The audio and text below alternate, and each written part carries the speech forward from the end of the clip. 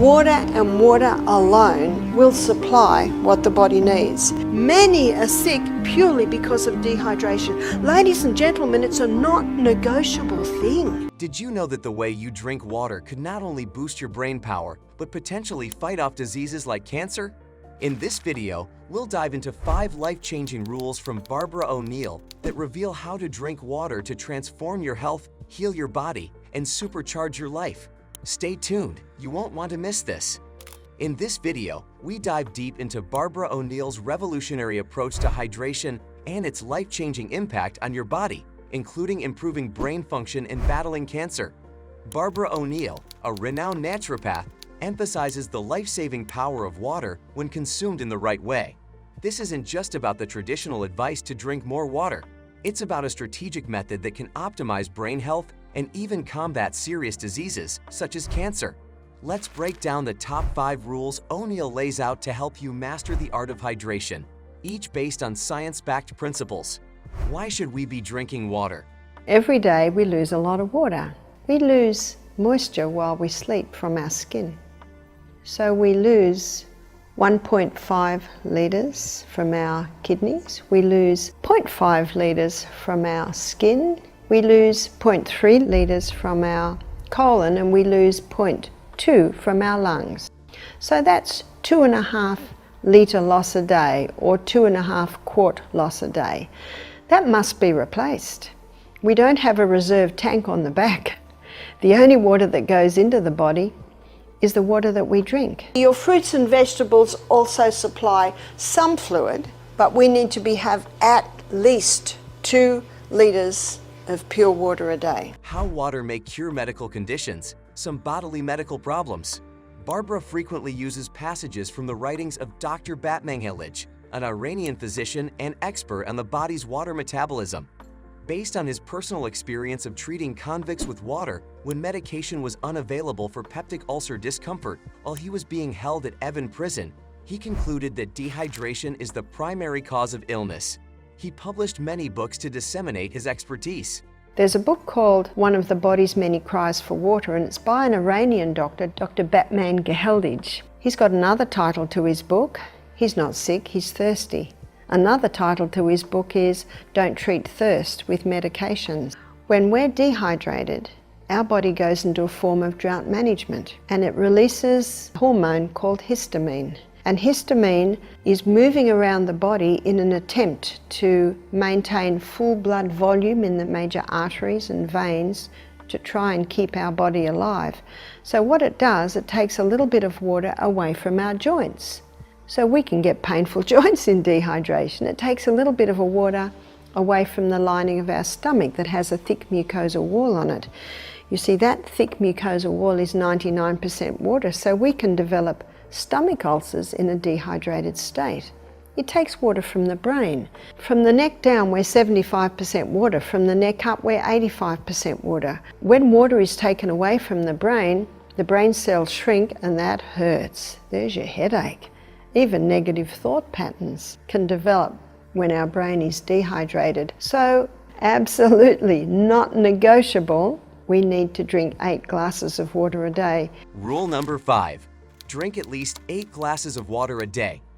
Have the water in the car, have the water by your bed, have the water in the kitchen, have the water in your workplace. Sip, sip, sip. Start hydrating your body and see the difference. Start early. And you need to send the water into your body in gentle showers, little by little by little, all through the day. Start early. The earlier you start, the more water you can take. The first place that water is lost is the stomach, because lining our stomach, we have a thick mucosa lining, and in that thick mucosa lining is sodium bicarbonate. And that sodium bicarbonate is in the stomach lining, so that if any stomach acid tries to go through, it's immediately negated or neutralized, so that the hydrochloric acid doesn't eat out our stomach. But one of the first places that water is taken from in dehydration is the lining of the stomach. And so when someone is dehydrated, they can have a very thin stomach lining, And when there's a very thin stomach lining, there's no sodium bicarbonate in there, and so the stomach acid can easily start to eat its way through. And then because there's damage, our body's own microorganisms change roles and become the cleanup team. They change roles and become the cleanup team. Remember what its name is? Bacteria? It's called Helicobacter. Helicobacter pylori is blamed for stomach ulcers. What's the cause of stomach ulcers? Well, the number one, it's actually dehydration. And Dr. B claimed that at the writing of his book to have cured 3,000 cases of stomach ulcer with water alone. This is the foundation. Drinking at least 8 glasses of water daily is the basic guideline for everyone. But Barbara O'Neill encourages a much more methodical approach. The key is to sip water throughout the day, ensuring that your body is consistently hydrated. This method involves always having water accessible, whether in the car, at your bedside, in the kitchen, or at work. Why continuous hydration is important. The human body loses water throughout the day through sweat, breath, and bodily functions. If you don't continually replenish your water intake, you risk dehydration. Continuous hydration boosts metabolism, promotes digestion, and improves brain function. A hydrated brain is more alert, focused, and able to perform cognitive tasks better. Not only does hydration aid brain function, but it also keeps the digestive system functioning optimally, reducing the risk of constipation and other gastrointestinal issues. The science behind it. Water is essential for cellular function. Every single cell in your body requires water to carry out its processes, from transporting nutrients to removing waste. The digestive system, in particular, heavily relies on sufficient water levels to maintain a healthy stomach lining. As O'Neill explains, dehydration thins the stomach lining, which contains sodium bicarbonate to neutralize stomach acid.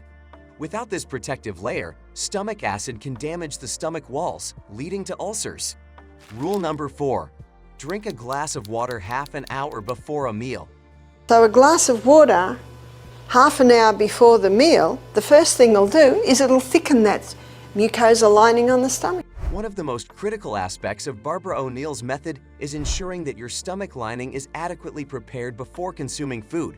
Drinking a glass of water about 30 minutes before eating thickens the stomach's mucosal lining, making it more resilient to the stomach's hydrochloric acid.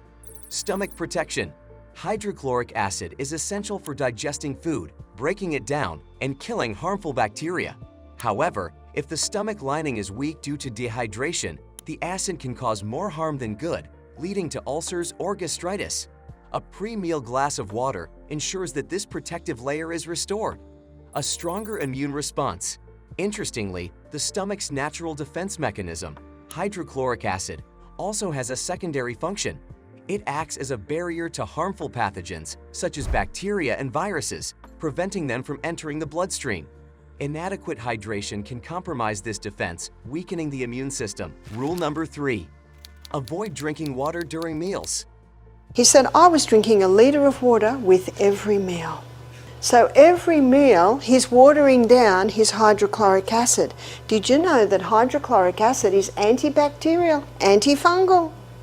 So if your hydrochloric acid's strong, Helicobacter pylori can't survive in the stomach, because hydrochloric acid is antibacterial. He's drinking nothing between meals, so every meal when he sat to 8, he's dehydrated, no stomach lining. So here's Helicobacter pylori just doing its job. And by the way, every month when the antibiotic comes in, it kills the Helicobacter pylori off, but because the damage is still there, more Helicobacter pylori comes along to clean it up. When he sits to eat, hydrochloric acid's released, and hydrochloric acid is just about to come down and wipe out Helicobacter pylori. And then what does the man do? Has a great big drink of water. What does that do to hydrochloric acid? Water dilutes acid. He learnt in the lectures the importance of drinking between meals and not with meals. So he's drinking between meals, so what does that do to his stomach lining? Puts a nice thick lining on the stomach. When he smells, starts to eat food, hydrochloric acid's released, hydrochloric acid comes down, wipe out. His body healed itself. Now if someone's thirsty after a meal, by all means have a few mouthfuls of water. A few mouths of water is not going to greatly reduce the effectiveness of the hydrochloric acid. Contrary to what many believe, drinking water while eating can do more harm than good. Barbara O'Neill emphasizes avoiding this practice as it dilutes the hydrochloric acid in the stomach, compromising its digestive capabilities. Many people, in an attempt to hydrate during meals, make their digestive system work harder, ultimately causing more harm than good. The consequences of water dilution. By watering down your stomach acid, you prevent it from doing its primary job, breaking down food and eliminating harmful bacteria. O'Neill recounts a story of a client who suffered from a stomach ulcer because he was drinking a liter of water with every meal. By diluting his stomach acid, the client created an environment where the harmful bacteria Helicobacter pylori could thrive. After adopting the practice of drinking water between meals rather than during, his body healed itself naturally. The science behind the rule. Hydrochloric acid plays a crucial role in digestion. When it is diluted by excessive water intake, it loses its ability to effectively break down food. This not only leads to poor digestion, but also leaves room for bacteria like Helicobacter pylori to multiply, causing ulcers and other gastrointestinal issues. Thus, staying hydrated between meals, rather than during, allows the stomach to maintain its acidic environment for optimal digestion. Rule number 2. Avoid caffeinated and sugary beverages. So we come down the gastrointestinal tract and we come to the pancreas. Here's the pancreas. And the pancreas releases 2 hormones into the blood, and it also releases enzymes into the gut, hormones into the blood. What are the hormones going into the blood from the pancreas? It's insulin and glucagon. Both of these hormones require a large amount of water to be made properly. So if someone's dehydrated, can you see that can contribute to diabetes? So moving on down the gastrointestinal tract, we come to the colon. And one of the main functions of the colon is to take water out so stools are formed. If a person is dehydrated, more water gets taken out than should be taken out, so we're left with rabbit pellets and cement. So constipation can be a result of dehydration. Coffee, tea, sodas, and energy drinks may seem like tempting hydration options, but Barbara O'Neill warns against them. These beverages contain caffeine and sugar, both of which are diuretics and dehydrating agents. Instead of hydrating your body, they actively promote water loss, leading to dehydration. Impact on the gastrointestinal system. Drinks like soda and coffee not only fail to hydrate your body, but also place additional strain on the gastrointestinal system. Caffeine stimulates urine production, causing more water to be expelled than absorbed, while sugary drinks spike insulin levels, requiring more water to process the excess glucose. Long-term health effects. Consuming caffeine and sugary drinks regularly can lead to long-term dehydration, affecting various organs, including the brain. Dehydration, even mild, can reduce cognitive function, making you feel fatigued, sluggish, and unfocused. By cutting out these beverages and replacing them with water, you can keep your body hydrated and your brain performing at its best. Rule number 1. Use Celtic salt to enhance water absorption.